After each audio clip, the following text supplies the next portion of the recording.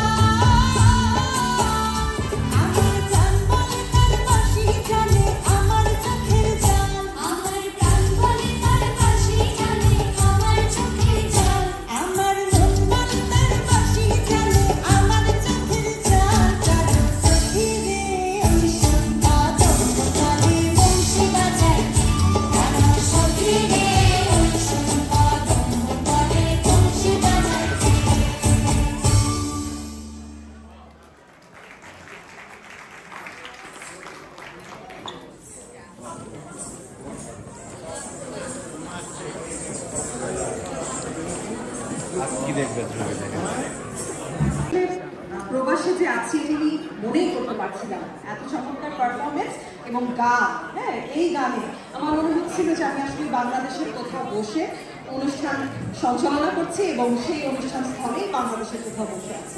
যেন আমরা এই নিউ ইয়র্ক শহরে বাংলাদেশের প্রত্যন্ত গ্রামের মেঠো পথে সেই সুর শুনতে পাচ্ছিলাম। বাংলাদেশ ধ্বনিত হলো আজকে এই মঞ্চে, এবং এটি টাইম টেলিভিশনের সার্থকতা। এভাবেই টাইম টেলিভিশন বাংলাদেশকে এবং প্রবাসী বাংলাদেশিদেরকে এক সুতোয় গাঁথতে জানি। অনেক অনেক ধন্যবাদ লিয়ানা সোনামণি তোমাকে। লিয়ানার জন্য সবাই যদি একটা করো জোরে আপনারা হাততালি দেন, আমার মনে হয় এই বাচ্চা মেয়েটা আরো উৎসাহ পাবে। এই প্রজন্মর অনেক উৎসাহ দরকার, যাতে তারা নতুন দিকে আরো এগিয়ে যেতে পারে, আরো উৎসাহ দিতে পারে।